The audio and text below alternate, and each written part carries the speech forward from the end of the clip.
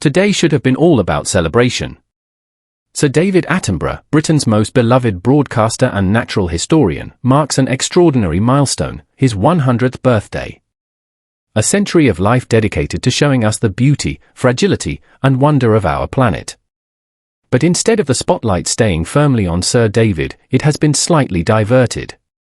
Prince Harry, speaking from the United States, has published a tribute in Time magazine, describing Attenborough as a secular saint and an institutional pillar of national life, comparing him, quite dramatically, to something as British as a cup of tea. He praised Sir David as the voice of nature, highlighting his lifelong environmental message and warning about the urgency of protecting the planet before it's too late. Powerful words. Emotional words. But not everyone is impressed. Because back in the UK, a very different question is being asked: does Prince Harry, since stepping back from royal duties and relocating to California with Meghan Markle, Harry has built a new life far from Britain's public institutions. Yet he continues to weigh in on British cultural moments, often at times when the national conversation is already focused elsewhere. Surely have the standing to deliver this kind of message? And that's where the criticism begins. Some argue it feels inconsistent, even opportunistic, to step away from royal service and the British media, only to re-enter the conversation when it suits a global platform or a high-profile publication.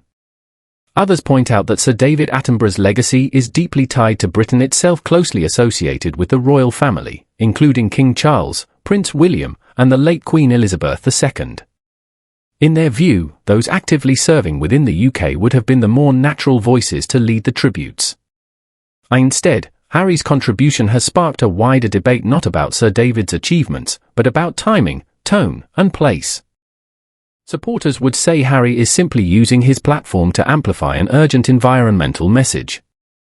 Critics, however, see something different, a disconnect between distance and involvement, between living abroad and commenting at home, and so the discussion shifts away from celebration and back toward a familiar question: when you step away from a system, do you still get to speak for it? One thing, however, remains undisputed: Sir David Attenborough's legacy is untouchable, a lifetime spent reminding us what we stand to lose, and what we still have the chance to protect, and perhaps that is where the focus should have stayed all along.